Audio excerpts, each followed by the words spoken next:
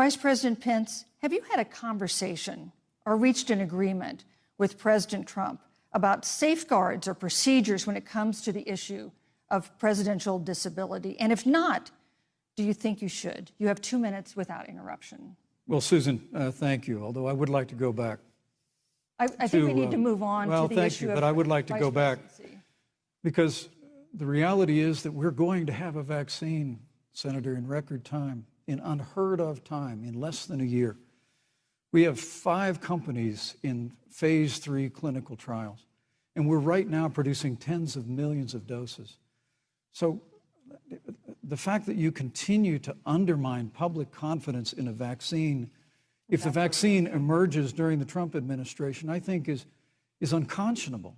And Senator, I just ask you, stop playing politics with people's lives. The reality is that we will have a vaccine, we believe, before the end of this year.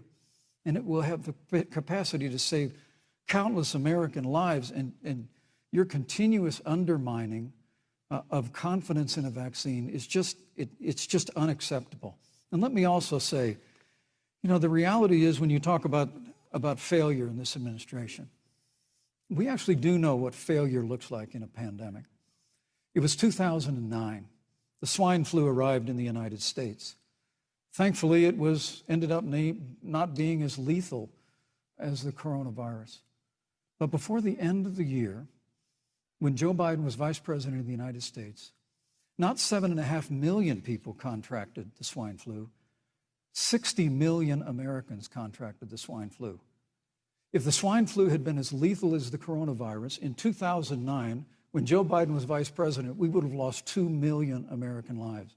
His own chief of staff, Ron Klain, would say last year that it was pure luck that they did, quote, everything possible wrong. And we learned from that. They left the strategic national stockpile empty. They left an empty and hollow plan, but we still learned from it. And I think the American people, I'm going to say again, can be proud of what we have done. And Senator, please stop undermining confidence in a vaccine. Senator